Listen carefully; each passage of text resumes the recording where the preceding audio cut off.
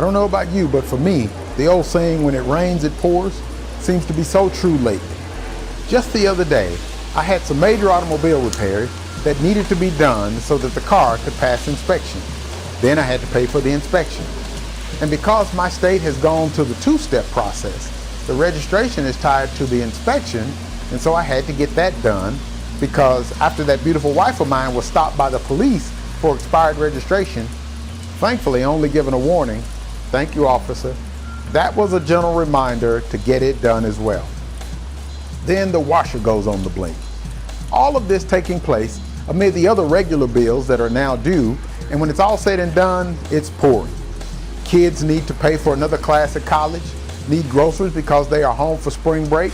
You name it, and it's coming. When it rains, it pours. But don't get it twisted. I'm not complaining as some do, because I know that challenges come our way to try to get us to doubt the providential care of our God. You see, every time we complain, we forfeit an opportunity to thank God.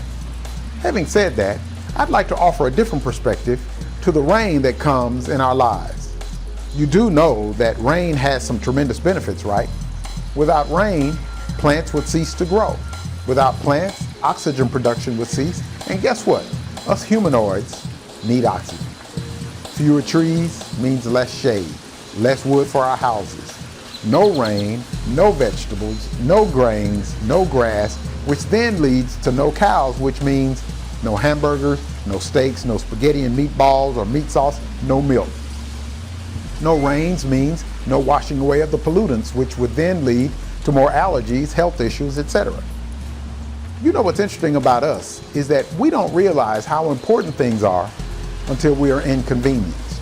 What I mean is, many times it's not until the dog days of summer, when the temperature is high and we are dry, that we then wish for rain. With all of these things in mind, I'd like to correlate the rain that falls into our lives in similar fashion. That rain, that is the challenges in our lives, also has benefits as well. For one, those challenges should help us to appreciate the times when there are no storms in our lives. We are so self-centered that when things are going great in our lives, we just move on and don't pause to give thanks. We are even guilty of expecting things to always go right as if we deserve it.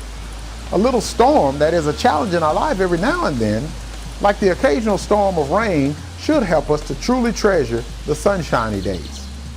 Secondly, the sporadic challenges, storms in our lives, should cause us to evaluate our foundation. If your storms cause you to get off balance, there is an indication that your foundation is suspect. Only those houses that are built on the sand shift when the storm comes. What's your point, you ask? Well, I'm glad you did. Here's what I mean. If you lose your job, for instance, and your world is turned upside down, your job was the foundation that you built upon. Anyone who has been around for any length of time, especially when we were what I call bushwhacked, remember when Bush was president and the economy was in shambles? If so, then you know that you can't depend on your job for your well-being. Similarly, if during that same time your bank account or your 401k was depleted and that crashed your world, you built on the wrong foundation. If the love of your life or your best friend or even a family member betrays you and that rocks your world, you built upon the wrong foundation.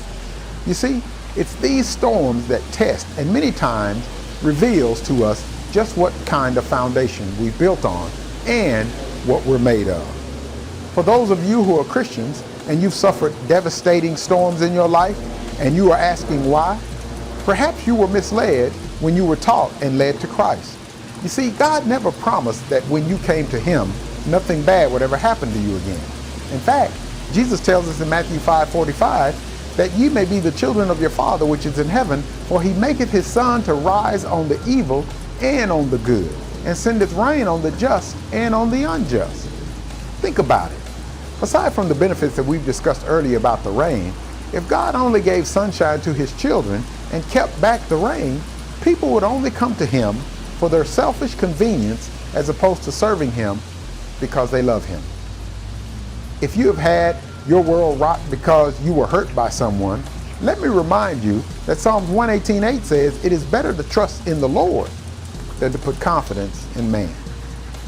As I close this edition of Practical Assertion out, It may be raining and in fact pouring in your life right now. You may be distraught and depressed, but I'd be willing to bet you that this is not the first time you've had a storm in your life. Now is it? Having said that, just like you made it through the last one, you can make it through this one.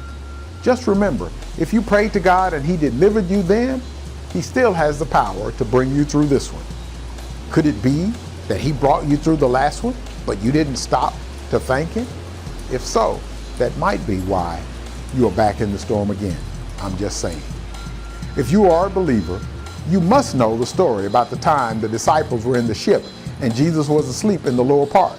The storm came upon them and they were afraid, and so they awakened Jesus. And in Mark chapter 4, verse 39, it says, "And He arose and rebuked the wind and said unto the sea, Peace, be still. And the wind ceased, and there was a great calm." Perhaps you need to go below deck, awaken Jesus, and ask Him for help. If you are not a believer, remember, He makes it to rain on the just and on the unjust. The just can go to Him for help. Who do you turn to? Let me know what you think. Forward this to everyone you know, and comment on Facebook or on our blog page, and we'll look forward to seeing you next time for another edition of Practical Assertion. Take care. Back out into the storm I go. Goodbye.